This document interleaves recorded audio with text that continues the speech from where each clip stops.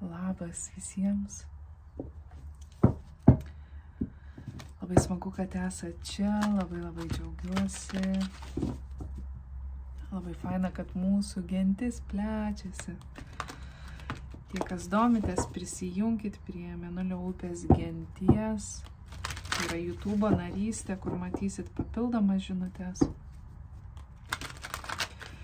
Taip pat besidomintiems asmeniniam konsultacijom, tai šiuo metu registruoju tik tais vaizdo skambučius arba susitikimus. Susitikimų turiu nedaug, bet jų būna. Tai va, tai kas domitės, kviečiu, registruokitės, rašykit mėnulio@gmail.com. Visas detalės galite rasti www.mėnuliotarot.lt be lietuviškų raidžių. Ir žinoma, kviečiu prisijungti prie Facebooko puslapio.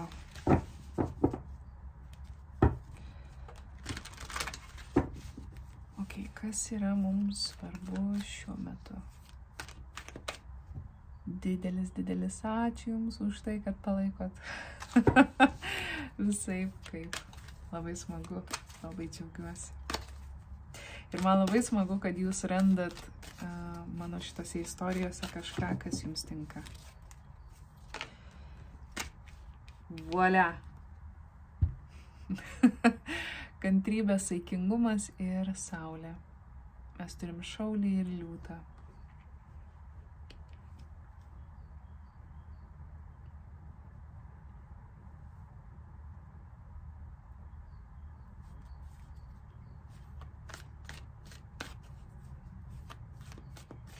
Kantrybė kalba apie tai, kad kiekviena situacija reikalauja dviejų dalykų. Ir tie du dalykai yra tai, ką situacijai galime suteikti kiekvienas, nepaisant mūsų skirtumų, gabumų, įgūdžių, patirčių ir taip toliau. Kiekviena situacija reikalauja laiko ir erdvės.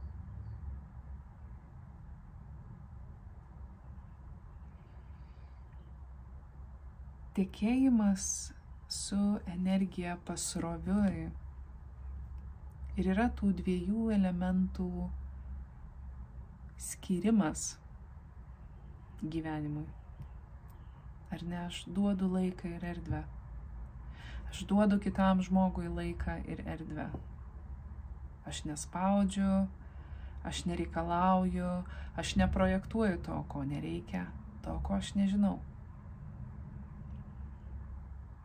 Ir apskritai, aš visada sakysiu, kad greičiausiai vienas geriausių patarimų, kokį jūs galit gauti, tai pradėti skaityti tiesioginės žodžių prasmes, nebelysti tarp eilučių, nekilnoti patalučių žinių ir neieškoti ten žirnių.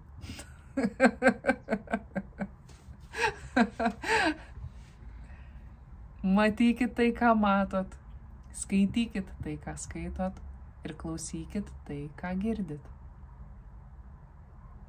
Ir gyvenimas nuo to tik supaprastės, tik palengvės, tik prašviesės. Laikas ir erdvė. Ką mums nori pasakyti kantrybė? Ką mums nori pasakyti kantrybė?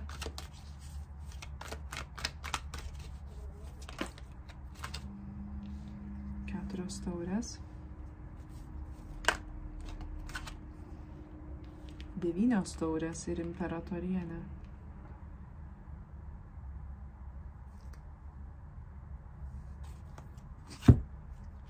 Oh, wow.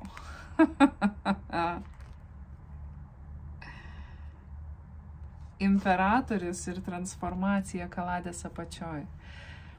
Tie, kas buvot mano kursuose, žinot, kad Kaladės apačioj yra tai, ko mes nematom akimis.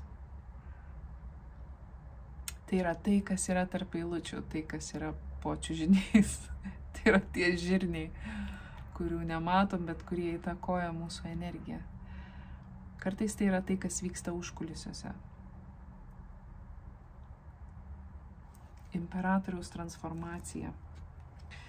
Kai kuriems iš jūsų gali atrodyti, kad jūs buvot atstumti, jūs buvot nepriimti, jūsų nenorėjo, jūs nepatikot. Duokit laiko ir erdvės situacijai. Tai pasitarnaus jums bet kokiu atveju.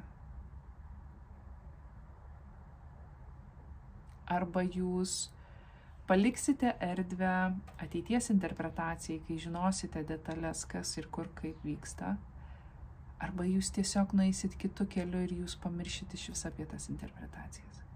Ir padėkosit savo, kad neskubėjot savęs užversti kažkokiam emociniam patirtim. Wow.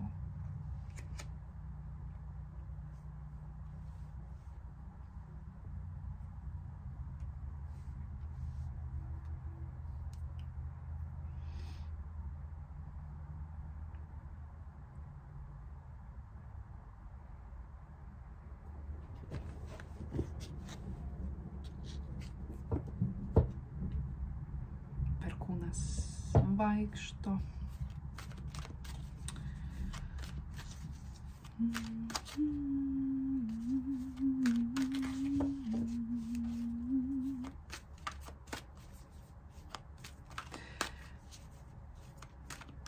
Ką pasakoja Saulė?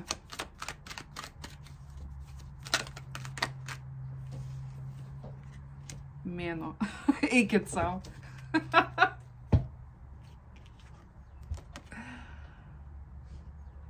Saulė ir mėnuo yra yin ir yang. Vyriška ir moteriška energija. Saulė yra vyriška energija, mėnuo yra moteriška energija. Mes turim imperatorių ir imperatorienę. Kai kurie iš jūsų turite labai kantrią moterišką energiją, kuri žino, kaip transformuoti vyrišką energiją, jos netransformuojant. Tai yra moteris, kuri žino, kaip keisti vyrą, jo nekeičiant. Nes man atrodo, bet kuris vyras pasakys, kad vienas šlykščiausių dalykų, kokį gali patirti, tai žinoti, kad tu netinki savo moteriai.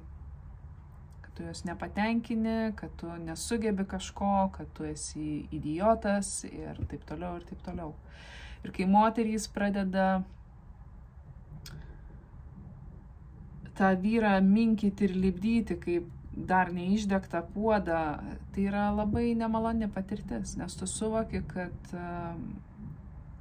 manęs nemyli tokio, koks aš esu.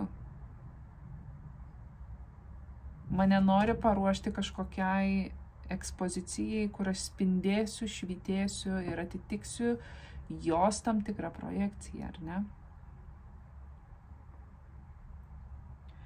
Kai kuriems iš jūsų pasisekė, arba tai yra jūsų moteris partnerė, kuri susivokė,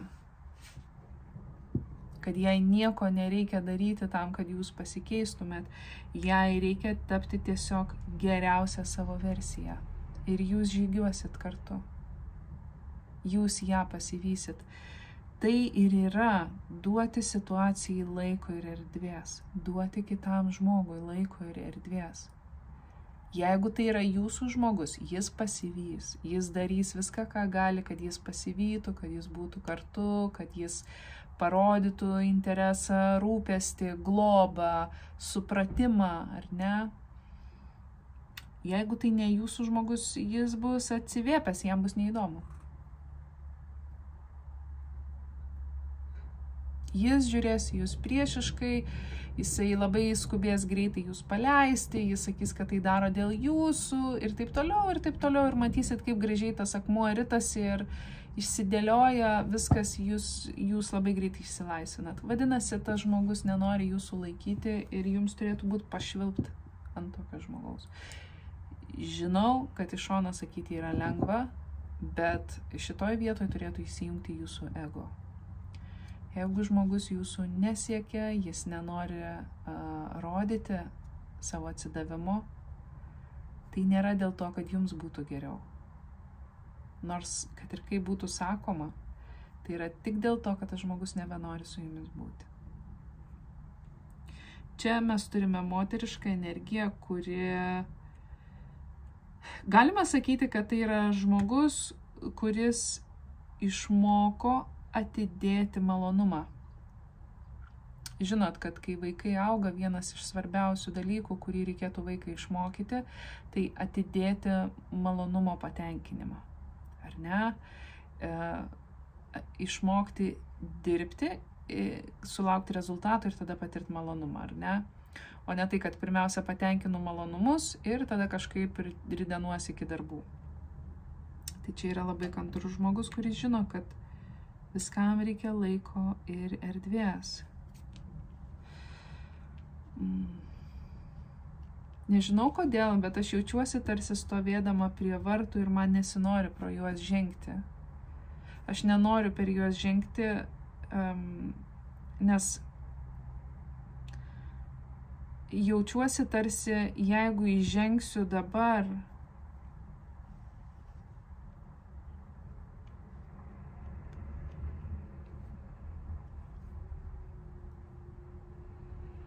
yra kažkas, ko aš turiu nematyti čia.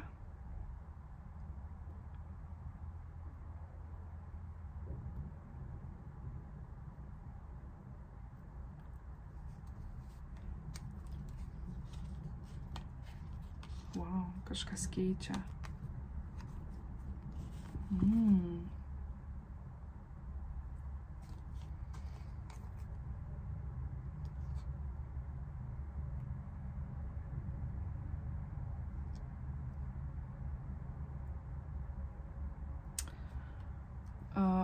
Mes turime Skorpionas, Avinas, Vėžys, Liūtas, Šaulys, Svarstyklės, Jautis, Dvyniai. Kažkas šitoj situacijoje alchemizuoja savo energiją ir vat būtent dėl to aš ir jaučiu, kad aš turėčiau nelysti į čia, į tą transformaciją.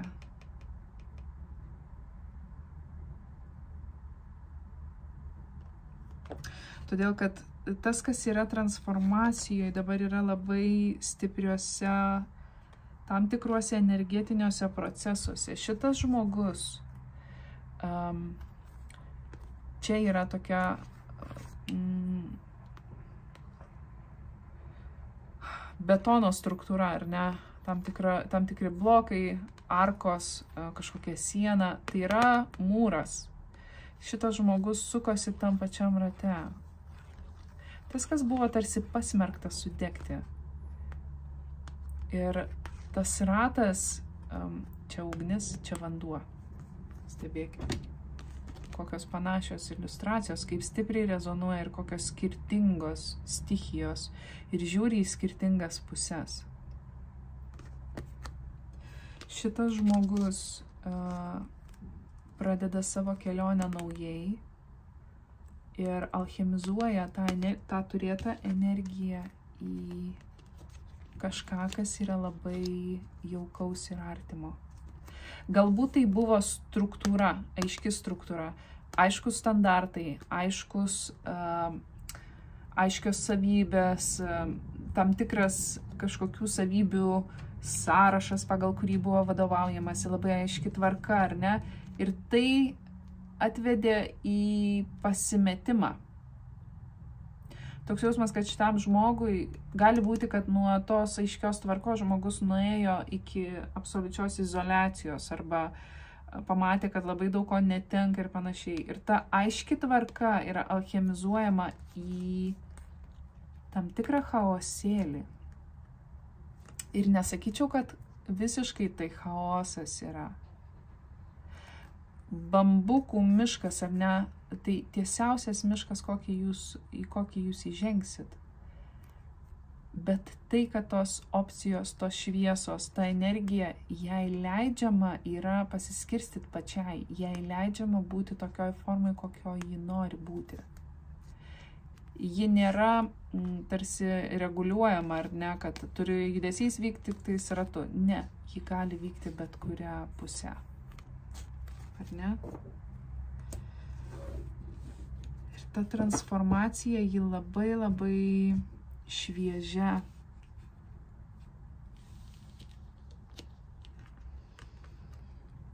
Imperatorienė ir imperatorius. Štai kaladė labai įdomiai pavaizduota. Jinai moteris, jisai žvėris.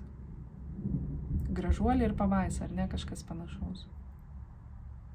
Gali būti, kad ta transformacija ir vyksta, kad žvėris mutuoja į žmogų. Pabaisa yra tarsi numetami kerai, ar ne, ir tas individas virsta į kažką. Kodėl yra svarbi šita žinutė, šita istorija?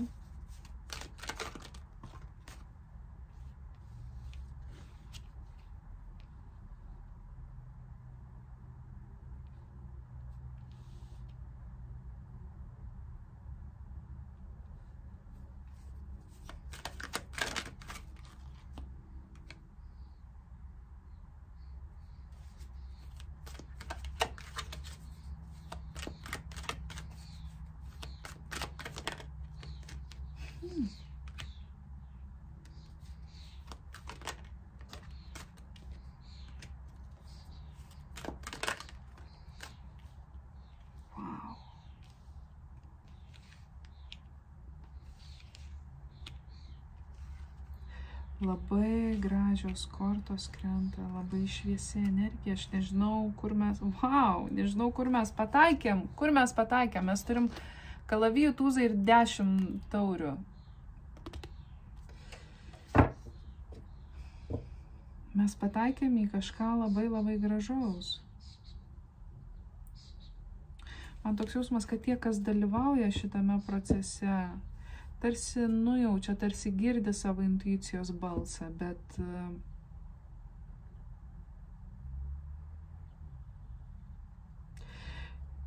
šita žinutė turi būti pamatyta, todėl kad kažkas buvo nutylėta, kažkas buvo neatskleista, neparodyta. Ir tas kažkas yra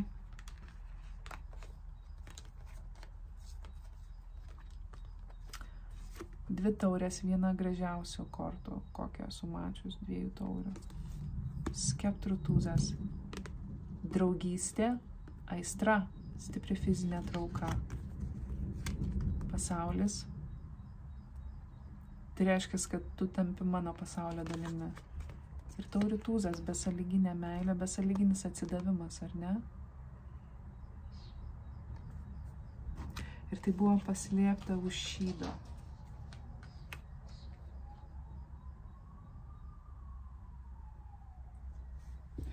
Kodėl tai buvo paslėpta?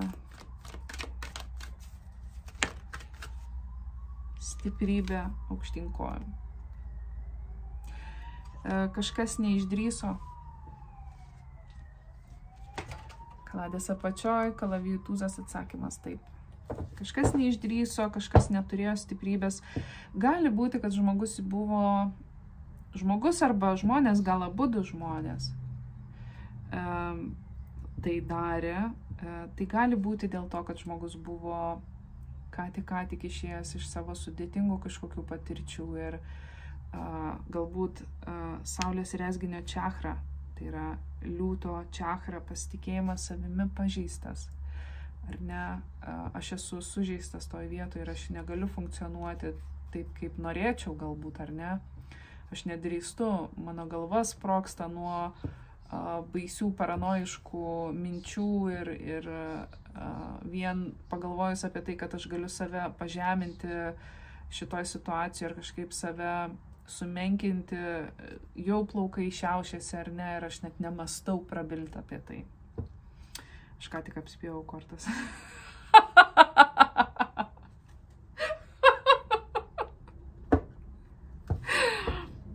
Jo, aš labai save investavus į šitą istoriją. Man labai įdomu, tik aš noriu prieiti delikačiai. Tiek detalių, kiek eina prieiti, nes aš nenoriu gadinti reikalų.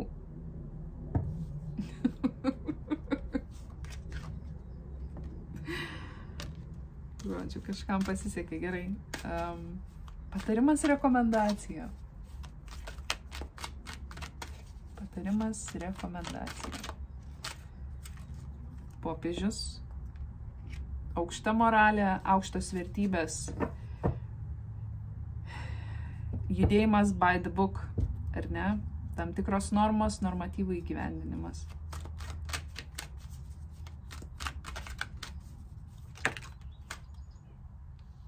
Kalavijų karalienė.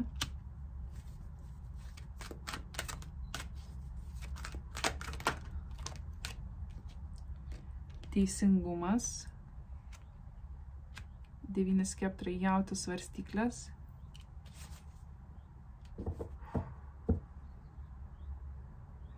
Trys kortos, kurios kalba apie teisingumą, apie normatyvus, apie tam tikrą regulą, kurios reikia laikytis, ar ne, judėjimas pagal raidę. Taip, kaip turėtų būti. Jeigu tai kažkas matot šitą žinutę ir jums ateina mintis apie tai, kad jo, aš galbūt turėčiau pakviesti, galbūt turėčiau išdrįsti, pakalbinti ar ne, parodyti interesą ir taip toliau, tai jums gairės yra elkitės šitoj vietoj tradiciškai. Galbūt kažkas iš jūsų esat labai old schoolinis ar ne, ir galbūt tas žmogus yra old schoolinis, kuris jūsų fokuse, ar ne, ir jeigu jūs norit judėti jo link, darykit taip, kaip tradiciškai būtų daroma, ar ne? Tai reiškia, jeigu jūs moteris, tai galbūt labiau įkūnyti moterišką energiją ir būti pasiruošusiai priimti, ar ne, ir tada vertinti, o ne skubėti daryti iniciatyvas, ar ne, ir kažkaip tai tempti, traukti, spausti ir taip toliau. Tai nereiškia, kad jūs turit būti pasyvios, ar ne, kad jūs turit tylėti ir ne. Jūs galit inicijuoti, bet neforsuoti. Jūs pasakėt ir jūs leidžiat viskam grįžti, ar ne? O ne, kad pasakiau, nu kada? Ar jau? Ar dabar? Ar jau sugalvojai? Nu tai kaip? Kaip? Kas? Kur? Kodėl? Kada? Ar ne? Ne. Tai ne.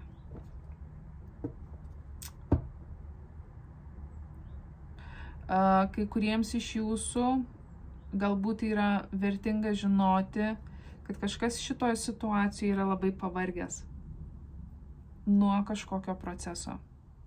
Galbūt tai teisiniai procesai, galbūt tai kažkokie juridiniai reikalai, darbiniai dalykai. Kodėl tai svarbu? Velnias.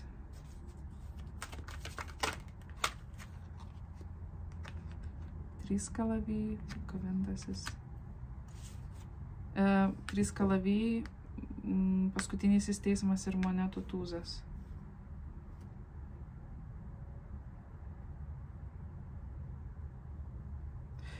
Nežinau, kodėl, bet aš iš šitos kombinacijos matau, toks jausmas tarsi girdžiu mintyse, jau laikas yra, jau laikas, jūs galit.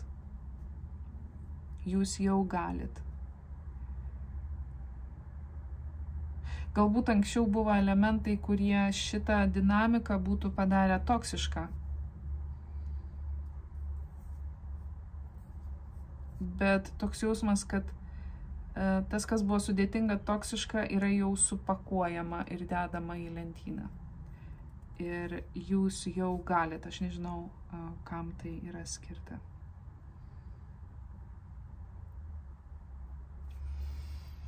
Ok, kokią mes galime orakulo žinutę išsitraukti. Šitą gal. Kas yra svarbu. šventa taip tėkmė. Pasiduoti tėkmei.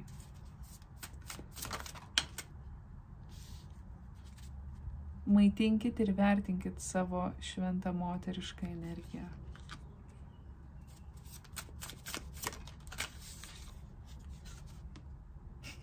Priimkit ir gaukit absoliučiai moterišką energiją.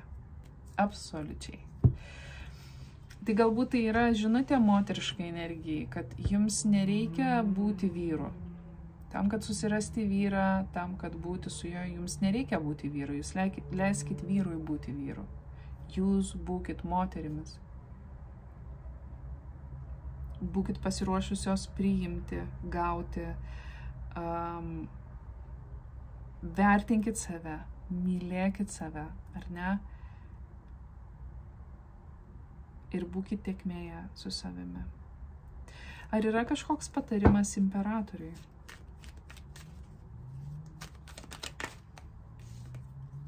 Paskutinysis teismas 2 kartus kartojasi. Tai gali būti raginimas paskambinti, nes šitoj kaladėje tai ir vadinasi skambutis kvietimas. Paskambinti, pakviesti galbūt ar ne. Bet kokiu atveju kalba eina apie tai, kad jūs stovit tame taške, kur jūs jau turit priimti sprendimą šitoj vietoj. Atidėliojimas, nustumimas, pastumimas po kilimu, tai netinka. Jūs jau turit priimti sprendimą. 4 skeptrai sąjunga. Kažkam tai yra atsakymas taip, tai yra ta moteris. Taip tu galvoji teisingai. Pakabintasis. Jo, nepriimdami sprendimo, atidėliodami, jūs atidedat savo laimę. Jūs švaistot laiką.